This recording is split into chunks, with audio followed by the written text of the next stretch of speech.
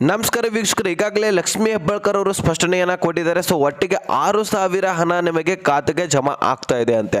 So ನಿಮಗೆ ಇದುವರೆಗೂ ಕೂಡ 12, 13 ಹಾಗೂ 14ನೇ ಕಂತಿನ ಹಣ ಒಟ್ಟಿಗೆನೇ ಜಮಾ ಆಗ್ತಾ ಇರುವಂಥದ್ದು ವೀಕ್ಷಕರೇ. ಸೊ ಇದುವರೆಗೂ ಕೂಡ ನಿಮಗೆ 6,000 ಒಮ್ಮೆಲೆ ಜಮಾ ಆಗಿಲ್ಲ, 4,000 ಆದರೆ ಜಮಾ ಆಗಿತ್ತು. ಈಗ ಕೆಲವೊಂದಿಷ್ಟು ಫಲಾನುಭವಿಗಳಿಗೆ ಅಂದರೆ 11ನೇ ಕಂತಿನಲ್ಲಿ ಕಲಬುರಗಿ ಜಿಲ್ಲೆಯಲ್ಲಿ ಹೆಚ್ಚಿನ ಪ್ರಮಾಣದಲ್ಲಿ, ವಿಜಯಪುರ ಜಿಲ್ಲೆಯಲ್ಲಿ ಹೆಚ್ಚಿನ ಪ್ರಮಾಣದಲ್ಲಿ ಜಮಾ ಆಗಿತ್ತು. ಸೊ ಹಾಗಾದರೆ ಇದು ಕೂಡ 6,000 ಜಮಾ ಆಗ್ತಾ ಇದೆ. ಸೊ ಲಕ್ಷ್ಮೀ ಹೆಬ್ಬಾಳ್ಕರ್ ಅವರು ಏನು ಸ್ಪಷ್ಟನೆಯನ್ನು ಕೊಟ್ಟಿದ್ದಾರೆ, ಸೊ 6,000ನೇ ಜಮಾ ಆಗ್ತದ, ಹಾಗಾದರೆ ನಮಗೆ 11ನೇ ಕಂತಿನ ಹಣ ಇನ್ನೂ ಕೂಡ ಬಂದಿಲ್ಲ, ನಾವೇನು ಮಾಡಬೇಕು ಅನ್ನುವಂಥದ್ದನ್ನು ಸಾಕಷ್ಟು ಫಲಾನುಭವಿಗಳು ಕೂಡ ಕೇಳ್ತಾ ಇದ್ರಿ.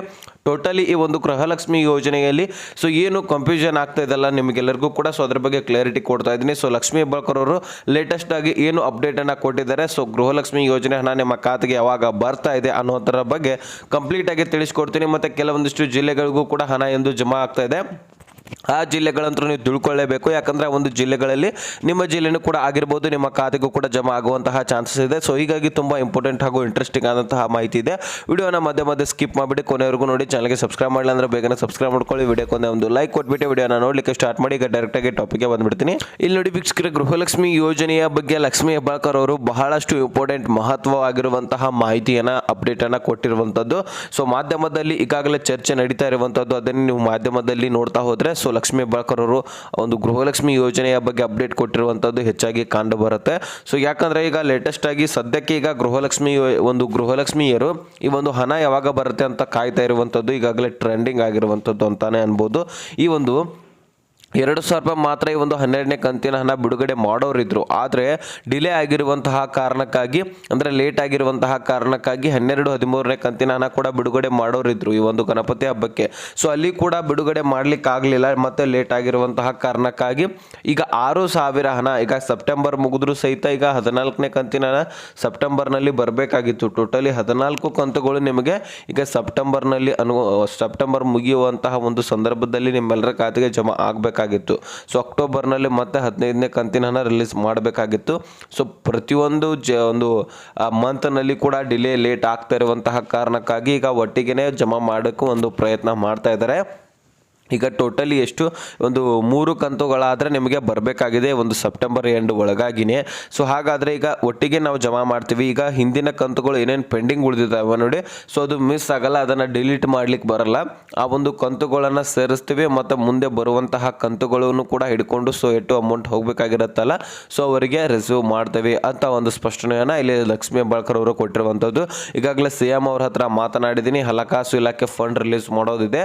ಸೊ ಅದು ಡಿಲೇ ಆಗ್ತಾ ಇರುವಂಥದ್ದು. ಹಣ ಏನು ರಿಲೀಸ್ ಮಾಡ್ತದಲ್ಲ ಒಂದು ಹಣಕಾಸು ಇಲಾಖೆ, ಮಹಿಳಾ ಮತ್ತು ಮಕ್ಕಳ ಕಲ್ಯಾಣ ಇಲಾಖೆಗೆ ಸೊ ರಿಲೀಸ್ ಮಾಡಿದ ತಕ್ಷಣವೇ ನಾವು ಟ್ರೆಜರಿಗೆ ಪುಷ್ ಮಾಡಿಬಿಡ್ತೀವಿ. ಸೊ ಟ್ರೆಜರಿಗೆ ಪುಷ್ ಮಾಡಿದ ತಕ್ಷಣ ಬ್ಯಾಂಕ್ಗಳು ಅಪ್ಡೇಟ್ ಮಾಡ್ಕೋತವೆ. ಸೊ ಅಪ್ಡೇಟ್ ಮಾಡಿಕೊಂಡು ಅಲ್ಲಿಂದ ನಿಮ್ಮೆಲ್ಲರ ಖಾತೆಗೆ ಜಮಾ ಮಾಡುವಂತಹ ಕೆಲಸ ಬ್ಯಾಂಕ್ಗಳು ಮಾಡ್ತವೆ.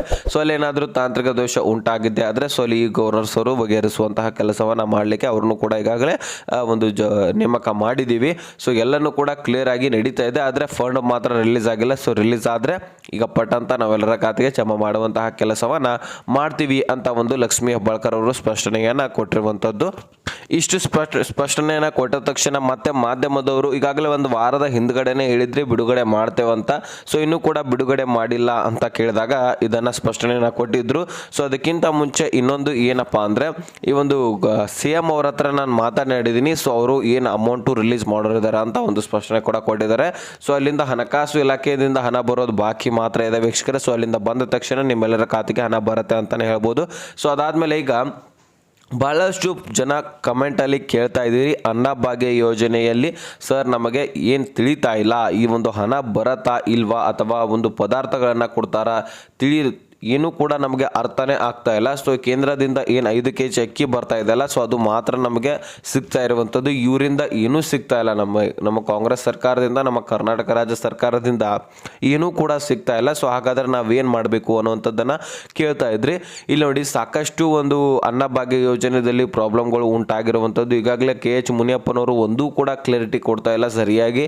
ಸೊ ಒಂದು ಸಾರಿ ಕೊಡ್ತೇವೆ ಅಂತ ಹೇಳ್ತಾರೆ, ಪದಾರ್ಥಗಳನ್ನು 90% ಫಲಾನುಭವಿಗಳು ಕೇಳ್ತಾ ಇದ್ದಾರೆ ಅಂತ ಅಂತಾರೆ. ಹಾಗಾದರೆ ಪದಾರ್ಥಗಳನ್ನೇ ಕೊಡಬೇಕಲ್ವಾ. ಸೊ ಈಗ 90% ಒಂದು ಪದಾರ್ಥಗಳನ್ನು ಕೇಳಿದ್ರೆ ಸೊ ಜನರಿಗೆ ಬೇಕಾಗಿರುವಂಥದ್ದನ್ನು ನಾವು ಕೊಡಬೇಕಾಗತ್ತೆ. ಸೊ ಎರಡೂ ಒಂದೇ ಬೆಲೆ ಹೌದಲ್ವಾ. ಈಗ ಹಣ ಕೊಟ್ಟರು ಸಹಿತ ಒಂದೇ ಬೆಲೆ, ಈ ಕಡೆಗೆ ಪದಾರ್ಥಗಳನ್ನು ಕೊಟ್ಟಿದ್ರು ಸಹಿತ ಒಂದೇ ಬೆಲೆ, ಅದರೊಳಗೆ ಏನು ವ್ಯತ್ಯಾಸವಿಲ್ಲ. ಸೊ ಅದನ್ನು ಕೊಡೋ ಬದಲಾಗಿ ಈ ಒಂದು ಪದಾರ್ಥಗಳನ್ನು ಕೊಟ್ಟಿದ್ರೆ ಮುಗಿದು ಹೋಗುತ್ತೆ, ಅಂದರೆ ಡೈರೆಕ್ಟಾಗಿ ಒಂದು ಜನರ ಕೈಯಲ್ಲಿ ಹೋಗಿಬಿಡುತ್ತೆ. ಈ ರೀತಿಯಾಗಿ ಹಣ ಹಾಕೋದು DBT ಮುಖಾಂತರ ನಮ್ಮಲ್ಲಿ ತಾಂತ್ರಿಕ ದೋಷ ಆಗುತ್ತಿದೆ. ಮತ್ತು ಇಲ್ಲಿ ಏನಾದರೂ ಒಂದು ಪ್ರಾಬ್ಲಮ್ ಹೇಳಿಬಿಟ್ಟು ಆ ಒಂದು ಹಣ ನಿಲ್ಲಿಸ್ಬಿಡೋದು. ಈಗಾಗಲೇ ನೋಡಿ, ಈಗ 3-4 ಕಂತುಗಳು ಪೆಂಡಿಂಗ್ ಉಳಿದಿದ್ದಾವೆ. ಸೊ ಆ ಒಂದು ಎಲ್ಲ ಕಂತುಗಳನ್ನು ಹಾಕಲಿಕ್ಕೆ ಇನ್ನೂ ಎಷ್ಟು ತಿಂಗಳು ಹೋಗುತ್ತೆ ಗೊತ್ತಿಲ್ಲ. ಸೊ ಅದ್ರ ಬಗ್ಗೆನೂ ಕೂಡ ಕ್ಲಾರಿಟಿ ಕೊಡ್ತಾ ಇಲ್ಲ.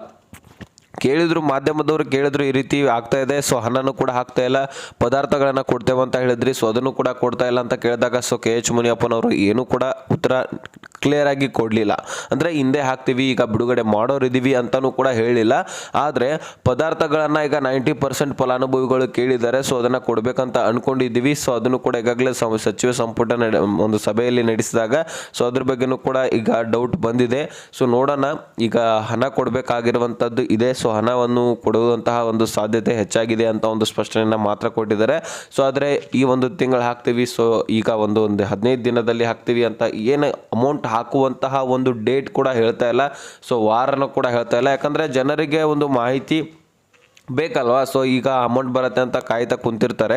ಸೊ ಅದ್ರ ಬಗ್ಗೆ ಕ್ಲಿಯರಿಟಿನೇ ಇಲ್ಲಪ್ಪ ಅಂದರೆ ಇವರು ಯಾವ ರೀತಿಯಾಗಿ ಸರ್ಕಾರ ನಡೆಸ್ತಾರೆ ಹೇಳಿ ನೀವೇ.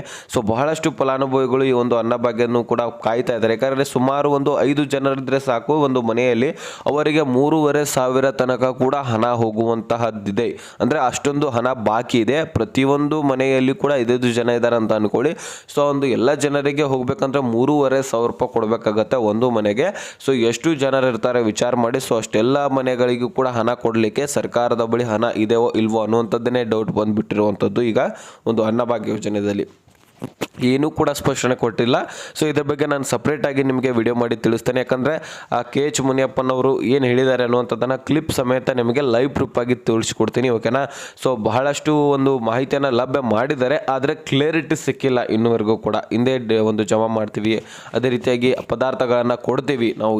ಇವತ್ತು ಹಣ ಕೊಡೋದಿಲ್ಲ, ಹಣ ಕೊಡೋದು ಬಂದ್ ಮಾಡಿಬಿಟ್ವಿ, ಪದಾರ್ಥಗಳನ್ನೇ ಕೊಡ್ತೀವಿ ಅಂತ ಇದನ್ನು ಕೂಡ ಹೇಳಿಲ್ಲ. ಅಥವಾ ನಾವು ಹಣನೇ ಕೊಡ್ತೀವಿ, ಪದಾರ್ಥಗಳನ್ನು ಕೊಡೋದಿಲ್ಲ ಅಂತ ಇದನ್ನು ಕೂಡ ಹೇಳಿಲ್ಲ. ಸೊ ಒಂದು ಕೂಡ ಎಲ್ಲ ಕನ್ಫ್ಯೂಷನ್ನಲ್ಲಿ ಇದ್ದಾರೆ. ಸೊ ಜನರು ಕೂಡ ನಮಗೂ ಕೂಡ ಕ್ಲಿಯರಿಟಿ ಸಿಕ್ಕಿಲ್ಲ. ಅದಕ್ಕೋಸ್ಕರ ಈ ಒಂದು ಅನ್ನಭಾಗ್ಯ ಯೋಜನೆಯ ಬಗ್ಗೆ ಅಷ್ಟೊಂದು ವಿಡಿಯೋ ಮಾಡಲಿಕ್ಕೆ ನಿಮಗೆ ತಿಳಿಸ್ಲಿಕ್ಕೆ ಆಗ್ತಾ ಇಲ್ಲ. ಸೊ ಇಷ್ಟಂತೂ ಮಾಹಿತಿ ಇತ್ತು, ನಿಮಗೆ ತಿಳಿಸ್ಕೊಟ್ಟಿದ್ದೀನಿ. ಈಗ ವೀಕ್ಷಕರೇ, ಈ ಒಂದು ಯಾವ್ಯಾವ ಜಿಲ್ಲೆಗಳಿಗೆ ಬರ್ತಾ ಇದೆ ಅನ್ನುವಂಥದ್ದನ್ನು ನಾವು ತಿಳ್ಕೊಳ್ಳೋಣ. ಸೊ 11ನೇ ಕಂತಿನ ಹಣ ಯಾರ್ಯಾರಿಗೆ ಬಂದಿಲ್ಲ ನೋಡಿ, ಅವರಿಗೆ ಒಂದು ಬೆಂಗಳೂರು ನಗರದಲ್ಲಿರುವಂತಹ ಫಲಾನುಭವಿಗಳಿಗೆ ಅಮೌಂಟು ಜಮಾ ಆಗ್ತಾ ಇರುವಂಥದ್ದು. ಯಾಕಂದರೆ ಅಲ್ಲಿರುವಂತಹ ಫಲಾನುಭವಿಗಳಿಗೆ ಹೆಚ್ಚಾಗಿ ಒಂದು BPL ರೇಷನ್ ಕಾರ್ಡ್ಗಳು ರದ್ದಾಗಿರುವಂಥದ್ದು. ಅಲ್ಲಿ ಉಳಿದಿರುವಂತಹ ಒರಿಜಿನಲ್ ಫಲಾನುಭವಿಗಳಿಗೆ ಹಣ ಈಗ ಜಮಾ ಆಗ್ತಾ ಇದೆ ಬೆಂಗಳೂರು ನಗರದಲ್ಲಿ. ಅದೇ ರೀತಿಯಾಗಿ ಈ ಒಂದು 11ನೇ ಕಂತಿನ ಹಣ ಹಾಕಿ ಉಳಿದಿರುವಂತಹ ಫಂಡ್ನಲ್ಲಿ ಯಾರ್ಯಾರಿಗೆ ಒಂದು 12ನೇ ಕಂತಿನ ಹಣ ಜಮಾ ಮಾಡ್ತಾ ಇದ್ದಾರೆ, ಅಂದರೆ 11ನೇ ಕಂತಿನಲ್ಲಿ ಒಂದು ಲಕ್ಷಾಂತರ ಫಲಾನುಭವಿಗಳನ್ನು ತೆಗೆದುಹಾಕಲಾಗಿದೆ. ಸೊ ಇಲ್ಲಿ ಲಕ್ಷಾಂತರ ಫಲಾನುಭವಿಗಳ ಹಣ ಹಾಕಬೇಕಾಗಿರುವಂಥದ್ದು ಉಳಿದಿತ್ತಲ್ವ. ಸೊ ಅದನ್ನು ಈ ಒಂದು 12ನೇ ಕಂತಿನಲ್ಲಿರುವಂತಹ ಒರಿಜಿನಲ್ ಫಲಾನುಭವಿಗಳಿಗೆ ಹಣ ಹಾಕ್ತಾ ಇದ್ದಾರೆ. ಸೊ ಹಾಗಾದರೆ ಅವು ಜಿಲ್ಲೆಗಳನ್ನು ನೋಡ್ಕೊಳ್ಳೋಣ. ಇಲ್ಲಿ ನೋಡಿ, ಚಾಮರಾಜನಗರ, ಬೀದರು, ಮಂಡ್ಯ, ಕೊಪ್ಪಳ, ಬೆಳಗಾವಿ ಇಷ್ಟು ಜಿಲ್ಲೆಗಳಿಗೆ.